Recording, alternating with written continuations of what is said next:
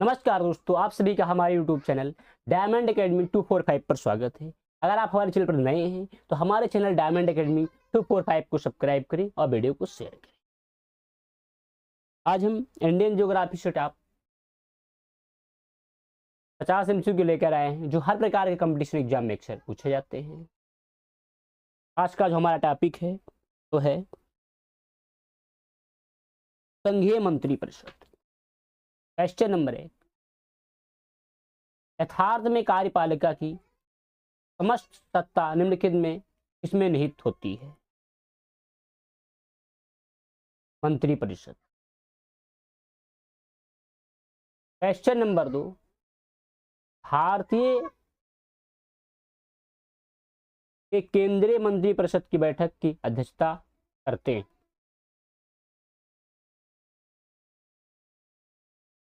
दोस्तों यहाँ पर भारतीय नहीं होना चाहिए, भारत के केंद्रीय मंत्री परिषद की बैठक की अध्यक्षता करते हैं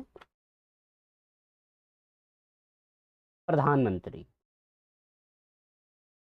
क्वेश्चन नंबर 3, मंत्री परिषद निम्नलिखित में से किसके प्रसाद प्रयत्न पदासीन रहता है? लोकसभा। क्वेश्चन नंबर 4, कौन व्यक्ति मंत्री परिषद का सदस्य हो सकता है?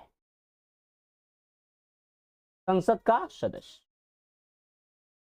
क्वेश्चन नंबर 5, क्या राज्यसभा में मनोनीत व्यक्ति मंत्री परिषद का सदस्य बन सकता है? हाँ दोस्तों, आपका राइट आंसर है ए। क्वेश्चन नंबर 6, मंत्री परिषद के सदस्यों को पद की गोपनीयता की शपथ कौन दिलाता है? राष्ट्रपति। क्वेश्चन नंबर 7, कोई व्यक्ति संसद के किसी भी सदन का सदस्य हुए बिना केंद्र में कितनी अवधि तक मंत्री रह सकता है? 6 महीने। क्वेश्चन नंबर 8, मंत्री परिषद में शामिल होते हैं प्रधानमंत्री एवं अन्य मंत्री। क्वेश्चन नंबर 9, मंत्री परिषद में मंत्रियों की संख्या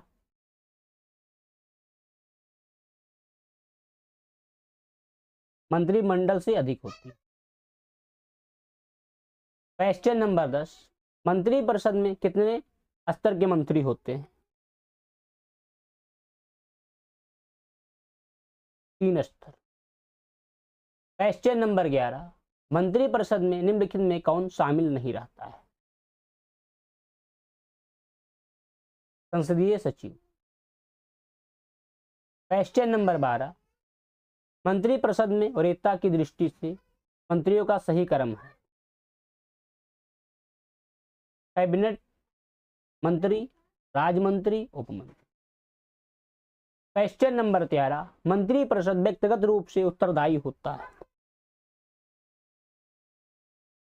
राष्ट्रपति के प्रति। क्वेश्चन नंबर 14, संघीय मंत्री परिषद के मंत्री उत्तरदायी होते हैं केवल लोकसभा के प्रति। क्वेश्चन नंबर 15, भारत में किसी भी सदन का सदस्य हुए बिना कोई व्यक्ति कब तक मंत्री पद पर आसीन रह सकता है? 6 माह तक।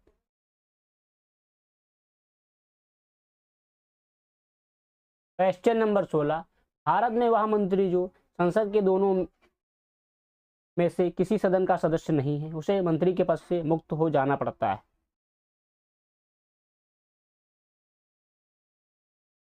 6 मास बाद। क्वेश्चन नंबर 17, भारतीय संविधान के निम्नलिखित प्रावधानों में कौन सा प्रावधान मंत्री परिषद की नियुक्ति तथा पदच्युत को विवेचित करता है? अनुच्छेद 75। क्वेश्चन नंबर 18, भारतीय संविधान के अनुच्छेद 74 और 75 किन विषयों पर विचार करते हैं? मंत्री परिषद। क्वेश्चन नंबर 19, संघीय मंत्री परिषद अपने आचरण के लिए किसके प्रति उत्तरदायी होता है? लोकसभा। क्वेश्चन नंबर 20, मंत्रिपरिषद है कैबिनेट से बड़ा निकाय। क्वेश्चन नंबर 21, भारत में मंत्रिपरिषद के अधिकतर सदस्य लिए जाते हैं लोकसभा से। क्वेश्चन नंबर 22, मंत्रिमंडल का गठन कौन करता है? सिर्फ केंद्रीय मंत्रीगण। क्वेश्चन नंबर 23, केंद्र सरकार में राज्य मंत्री की स्थिति है?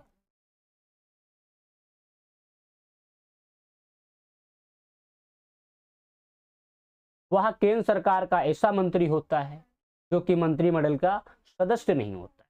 वह केंद्र सरकार का ऐसा मंत्री होता है जो कि मंत्रिमंडल का सदस्य नहीं होता। क्वेश्चन नंबर 24, स्वतंत्रता के पश्चात मंत्रिपरिषद के खिलाफ पहला अविश्वास प्रस्ताव कब लाया गया था? 1963 में। क्वेश्चन नंबर 25, सामूहिक रूप से मंत्रिपरिषद किसके प्रति उत्तरदायी होता है?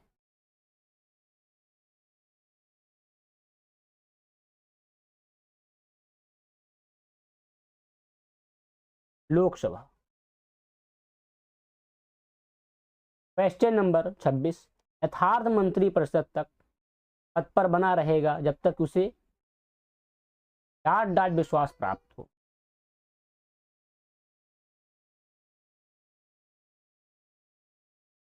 लोकसभा। क्वेश्चन नंबर 27, मंत्रिपरिषद के वित्तीय कार्यों में शामिल है बजट तैयार कर संसद में पेश कर। क्वेश्चन नंबर 28, यदि कोई मंत्री राज्यसभा का सदस्य है तो क्या वह लोकसभा में अपना वक्तव्य दे सकता है? हाँ।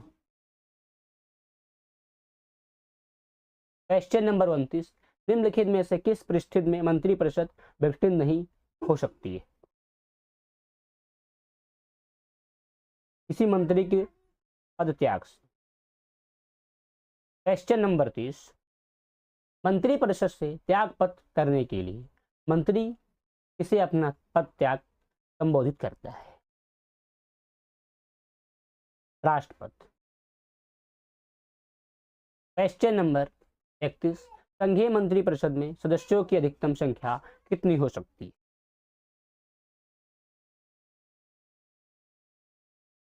लोकसभा की कुल सदस्य का लोकसभा की कुल सदस्य संख्या का 15%। क्वेश्चन नंबर 32, राजनीतिक शब्दावली में शून्यकाल का अर्थ है? प्रश्न उत्तर सत्य। क्वेश्चन नंबर 33, भारतीय गणराज्य में वास्तविक कार्यकारी प्राधिकार निम्नलिखित में से किसके पास होता है? मंत्रिपरिषद।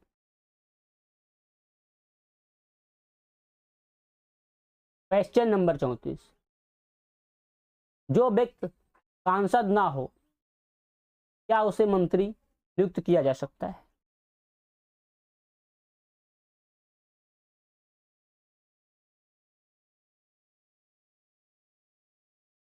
हाँ, उसे 6 महीनों के भीतर संसद सदस्य बनना होगा।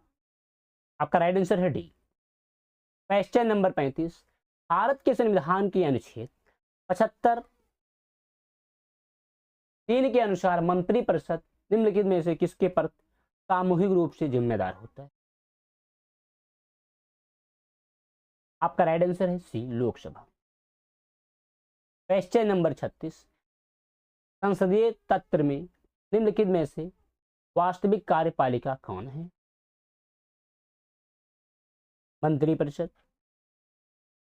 क्वेश्चन नंबर 37, मंत्रिपरिषद किस सिद्धांत पर कार्य करती है? निजी उत्तरदायित्व सिद्धांत पर, सामूहिक उत्तरदायित्व सिद्धांत। आपका राइट आंसर है सी, उपयुक्त दोनों। क्वेश्चन नंबर 28, स्वतंत्र भारत की प्रथम मंत्रिपरिषद में प्रधानमंत्री सहित कुल कितने सदस्य थे?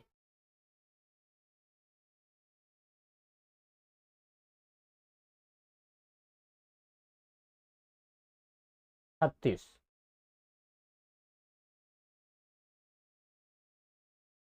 क्वेश्चन नंबर 39, स्वतंत्र भारत की प्रथम मंत्रिपरिषद में शामिल एकमात्र महिला मंत्री कौन थी? राजकुमारी अमृत कौर। क्वेश्चन नंबर 40, स्वतंत्र भारत के प्रथम मंत्रिमंडल में केंद्रीय शिक्षा मंत्री कौन थे? मौलाना अब्दुल कलाम आजाद। क्वेश्चन नंबर 41, स्वतंत्र भारत के प्रथम प्रतिरक्षा मंत्री कौन थे? सरदार बलदेव सिंह। क्वेश्चन नंबर 42, स्वतंत्र भारत के प्रथम वित्त मंत्री कौन थे? Doctor John Mathai. Question number 43, Bharat में स्वतंत्रता के पश्चात प्रथम मंत्रिमंडल का कानून मंत्री कौन था?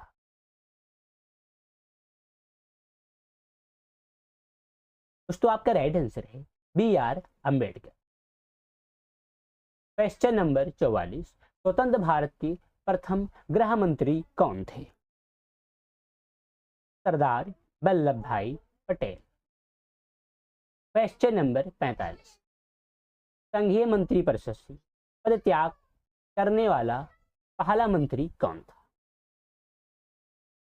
श्यामा प्रसाद मुखर्जी। क्वेश्चन नंबर 46, संघीय मंत्रिपरिषद में सबसे लंबी अवधि तक लगातार एक ही विभाग का कार्यभार संभालने वाले केंद्रीय मंत्री कौन है? राजकुमारी अमृत कौर। क्वेश्चन नंबर 47, निम्नलिखित में से कौन संघीय मंत्रिपरिषद में किसी न किसी विभाग के मंत्री 28 वर्ष से अधिक समय तक बीच में 2.5 वर्ष छोड़कर लगातार बने रहे? दोस्तों आपका राइट आंसर है सी, जगजीवन राम। क्वेश्चन नंबर 48, सबसे कम अवधि मात्र 5 दिन तक केंद्रीय मंत्री बने रहने का रिकॉर्ड किसके नाम? आपका राइट आंसर है B, HR Khanna. Question number 49, निम्नलिखित में से इसका भारत के संविधान में स्पष्ट उल्लेख नहीं है पर परिपाटी के रूप में पालन किया जाता है? दोस्तों आपका जो राइट आंसर है वह है सी, मंत्रिपरिषद में भारत के सभी भागों का प्रतिनिधित्व हो। क्वेश्चन नंबर 50, केंद्रीय सरकार के संदर्भ में निम्न कथनों पर विचार कीजिए। नंबर 1, भारत के संविधान में उपलब्ध है कि समस्त कैबिनेट मंत्री अनिवार्य रूप से केवल लोकसभा के ही आसीन सदस्य होंगे। नंबर 2, केंद्रीय कैबिनेट सचिवालय संसदीय कार्य मंत्रालय के निर्देश अधीन कार्य करता है। उपरोक्त कथनों में से कौन सा सही है? तो दोस्तों आपका जो राइट आंसर है तो है डी, ना तो पहला और ना ही दूसरा। क्वेश्चन नंबर 51, केंद्रीय सरकार के संदर्भ में निम्न कथनों पर विचार कीजिए। नंबर 1, 15 अगस्त 1947 को केंद्र में मंत्रालयों की संख्या 18 थी। नंबर 2, वर्तमान में केंद्र में मंत्रालयों की संख्या 36 है। दिए गए कथनों से सही उत्तर का चयन करें। दोस्तों आपका राइट आंसर है केवल पहला सही है। क्वेश्चन नंबर 52, संघ सरकार के संदर्भ में निम्न कथनों पर विचार कीजिए। नंबर 1, कैबिनेट सचिव की सलाह पर प्रधानमंत्री द्वारा भारत सरकार के मंत्रालयों विभागों का सृजन किया जाता है। नंबर 2, हर एक मंत्रालय को प्रधानमंत्री की सलाह पर भारत के राष्ट्रपति द्वारा किसी मंत्री को प्रदान किया जाता है। उपरोक्त कथनों में से सही कौन है? दोस्तों आपका राइट आंसर है बी, केवल दूसरा सही है। क्वेश्चन नंबर 53, निम्न में से कौन भारत के केंद्रीय वित्त मंत्री है?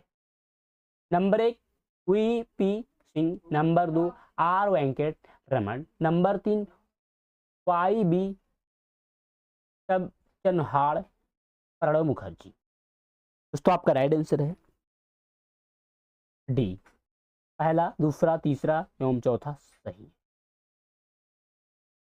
क्वेश्चन नंबर 54, इस प्रश्न में 2 वक्तव्य हैं।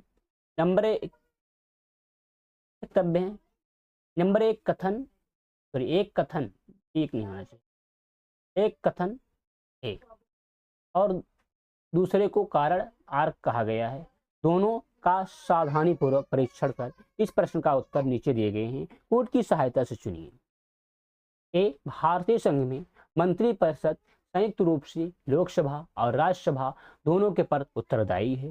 कथन, अर्थ, लोकसभा और राज्यसभा दोनों के सदस्य संघीय सरकार में मंत्री बनाने के लिए पात्रता रखते हैं। दोस्तों आपका राइट आंसर है डी, ए गलत है परंतु आर सही।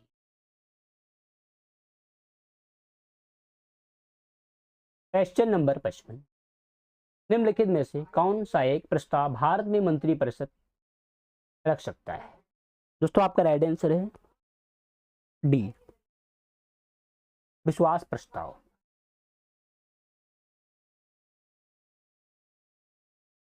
दोस्तों ये क्वेश्चन यूपीएससी में 2016 में आया हुआ।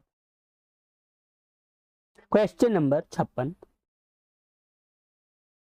निम्नलिखित में से कौन सा भारत में प्रशासन पर विधायी नियंत्रण का एक साधन नहीं? दोस्तों आपका राइट आंसर है सदन का विघटन। क्वेश्चन नंबर 57, मंत्रिपरिषद सामूहिक रूप से उत्तरदायी होता है। नंबर 1 लोकसभा के प्रति, नंबर 2 संवैधानिक बाध्यता के अंतर्गत, नंबर 2 अनुच्छेद 75 3 के अनुसार, 4 अनुच्छेद 74 के 74 3 के अनुसार उपयुक्त में से कौन सा कथन सही है? दोस्तों आपका राइट आंसर है बी, पहला, दूसरा एवं तीसरा सही। दोस्तों मैं आशा करता हूँ ये सेशन आपको पसंद आया होगा। अगर आप हमारे चैनल पर नए हैं तो हमारे चैनल डायमंड एकेडमी 245 को सब्सक्राइब करें, वीडियो को शेयर करें और लाइक करें। अगर आप किसी भी एग्जाम की तैयारी कर रहे हैं तो आप हमारे चैनल को सब्सक्राइब करें और बेल आइकन दबाना ना भूलें। हमारे चैनल पर